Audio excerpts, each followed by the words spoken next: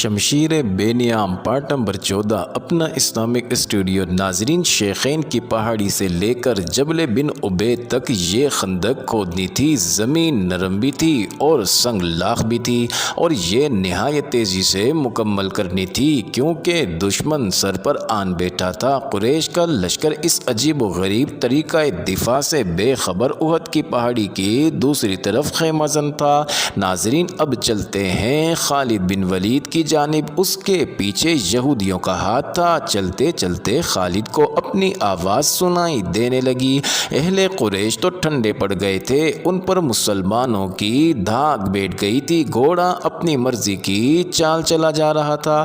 مدینہ ابھی دور تھا۔ خالد کو جھیپ سی محسوس ہوئی۔ اس کے قبیلہ قریش نے اسے شرمسار کر دیا تھا۔ اسے یہ بات اچھی نہیں لگی تھی کہ یہودیوں کے اکسانے پر اس کے قبیلے کے سردار اور سالار ابو سفیان نے مدینے پر حملہ کا فیصلہ کر لیا تھا، لیکن وہ خوش تھا کہ اچھا ہوا کہ حملہ کا فیصلہ تو ہوا۔ اتنا بڑا لشکر جو سرزمین عرب پر پہلی بار دیکھا گیا تھا یہودیوں نے ہی جمع کیا تھا، لیکن خالد اس پر بھی مطمئن تھا کہ کسی نے بھی یہ کام کیا ہو۔ لشکر تو جمع ہو گیا تھا اور وہ اس روز بہت خوش تھا کہ اتنے بڑے لشکر کو دیکھ کر ہی مسلمان مدینہ سے بھاگ جائیں گے۔ اگر مقابلے پر جم بھی گئے تو گھڑی دو گھڑی میں ان کا صفایا ہو جائے گا۔ ناظرین، وہ اس وقت تو بہت ہی خوش تھا جب احد کی پہاڑی کی دوسری طرف یہ سارا لشکر خیمہ زن تھا۔ جس صبح حملہ کرنا تھا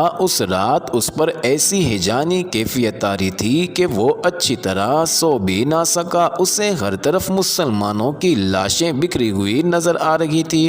دوسری صبح جب قریش اور دوسرے اتحادی قبائل کا لشکر جس کی تعداد 10,000 تھی خیمہ گاہ سے نکل کر مدینہ پر حملہ کے لیے شہر کے قریب پہنچا تو اچانک رک گیا۔ شہر کے سامنے ایک بڑی گہری خندق کھدی ہوئی تھی۔ ابو سفیان جو لشکر کے قلب میں تھا، لشکر کو روکا ہوا دیکھ کر گھوڑا سر پر دوڑاتا آگے گیا۔ قریش کے جنگجو کیوں رک گئے ہیں؟ ابو سفیان چلاتا جا رہا تھا، طوفان کی طرح بڑھو اور محمد صلی اللہ علیہ وسلم کے مسلمانوں کو کچل ڈالو، شہر کی اینٹ سے اینٹ بجا دو۔ ناظرین، ابو سفیان کا گھوڑا جب آگے گیا تو اس نے گھوڑے کی لگام کھینچ دی اور اس کا گھوڑا اسی طرح رک گیا جس طرح اس کے لشکر کے تمام سوار رکے کھڑے۔ اس کے سامنے خندق تھی، اس پر خاموشی طاری ہو گئی۔ خدا کی قسم، یہ ایک نئی چیز ہے جو میری آنکھیں دیکھ رہی ہیں، ابو سفیان نے غصیلی آواز میں کہا۔ عرب کے جنگجو کھلے میدان میں لڑا کرتے ہیں، خالد بن ولید کو بلاؤ، اکرمہ اور صفوان کو بھی بلاؤ۔ ابو سفیان خندق کے کنارے کنارے گھوڑا دوڑاتا لے گیا۔ ناظرین، اسے کہیں بھی ایسی جگہ نظر نہیں آ رہی تھی جہاں سے اس کا لشکر خندق عبور کر سکتا۔ یہ خندق شیخین کی پہاڑی سے لے کر جبل بنی عبید کے اوپر سے پیچھے تک چلی گئی تھی۔ مدینہ کے مشرق میں شیخین اور لاوا کی پہاڑیاں تھیں۔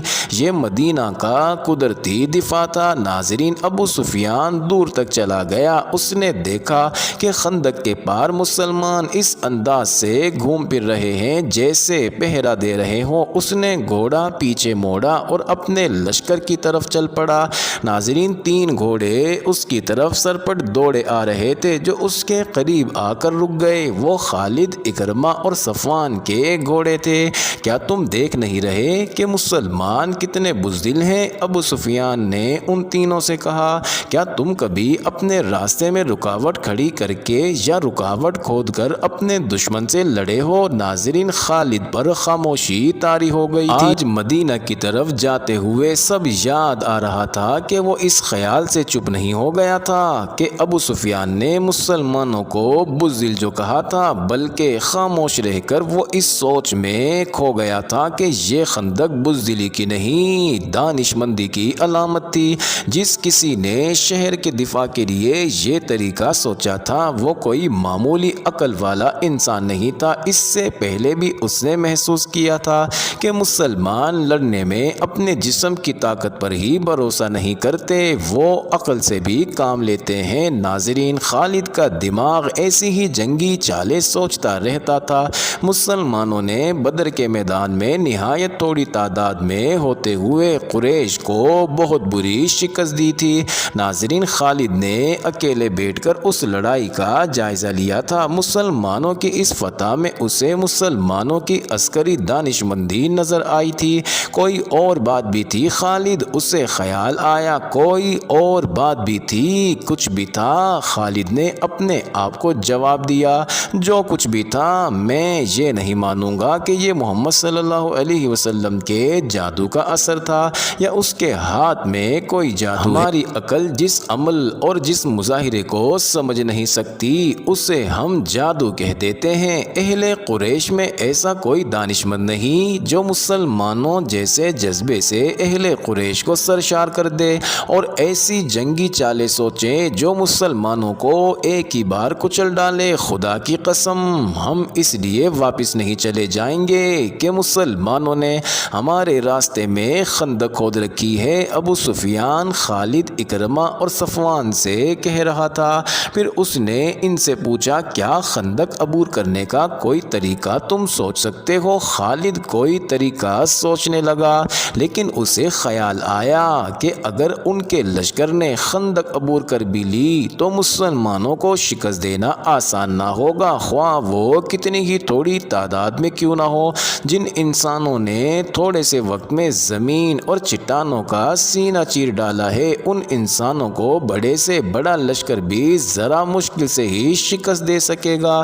کیا سوچ رہے ہو ولید کے بیٹے؟ ابو سفیان نے خالد کو گہری سوچ میں کھوئے ہوئے دیکھ کر کہا، ہمارے پاس سوچنے کا بھی وقت نہیں ہے۔ مسلمان یہ نہ سمجھیں کہ ہم بوکلا گئے ہیں، ہمیں تمام تر خندق دیکھ لینا چاہیے۔ اکرمہ نے کہا، کہیں نہ کہیں کوئی ایسی جگہ ہوگی جہاں سے ہم خندق عبور کر سکیں گے۔ صفوان نے کہا، حاصرہ۔ خالد نے خود اعتمادی سے کہا، مسلمان خندق کھود کر اندر بیٹھ گئے ہیں، ہم محاصرہ کر کے باہر بیٹھے رہیں گے۔ وہ بھوک سے تنگ آ کر ایک نہ ایک دن خود ہی خندق کے اس طرف آ جائیں گے جدھر ہم ہیں۔ ہاں، ابو سفیان نے کہا، مجھے یہی ایک طریقہ نظر آتا ہے جو مسلمانوں کو باہر آ کر لڑنے پر مجبور کر دے گا۔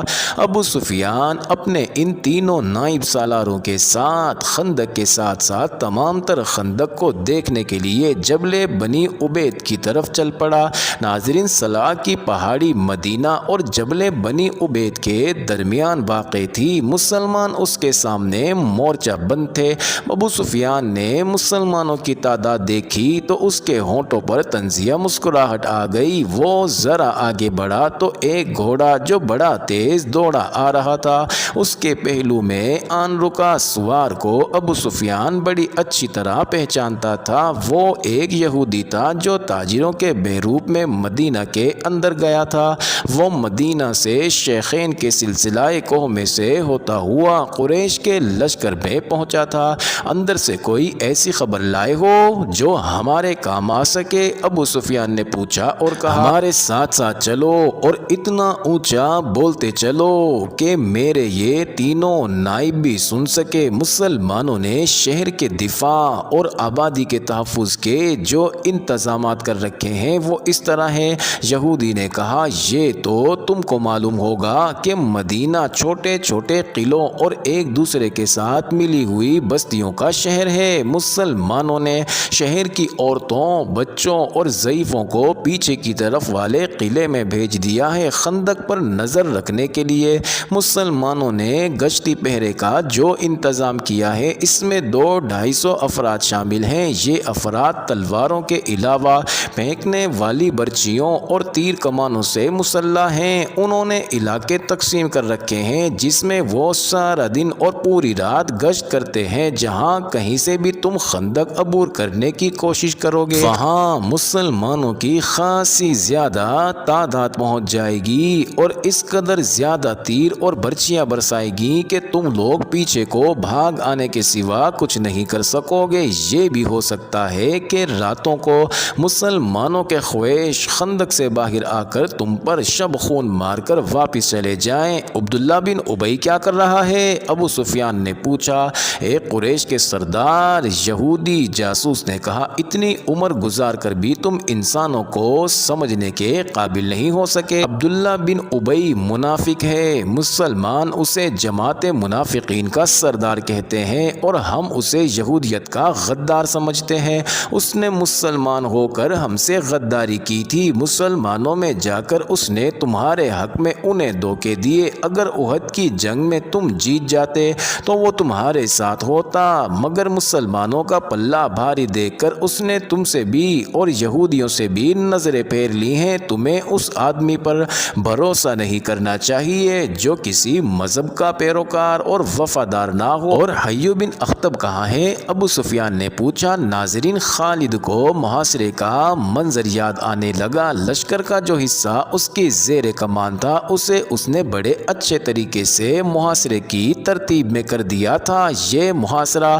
22 روز تک رہا۔ پہلے 10 دنوں میں ہی شہر کے اندر مسلمان خوراک کی کمی محسوس کرنے لگے، لیکن اس سے قریش کو کوئی فائدہ نہیں پہنچ سکتا تھا کیونکہ وہ اپنے ساتھ خوراک اور رسد بہت کم لائے تھے۔ ان کے وہم و گمان میں بھی نہیں تھا کہ انہیں مسلمان اپنے محاصرے میں لمبے عرصے کے لیے بٹھا لیں گے۔ خوراک کی جتنی کمی شہر والے محسوس کر رہے تھے اس سے کچھ زیادہ کمی قریش کے لشکر میں اپنا اثر دکھانے لگی تھی۔ سپاہیوں میں نمایاں طور پر بے چینی نظر آنے لگی تھی۔ پھر ایک دن ایک یہودی، معزز ناظرین یہ انٹرسٹنگ ویڈیو جاری ہے، اگلی ویڈیو قسط نمبر 15 میں دیکھنا مت بھولیے گا۔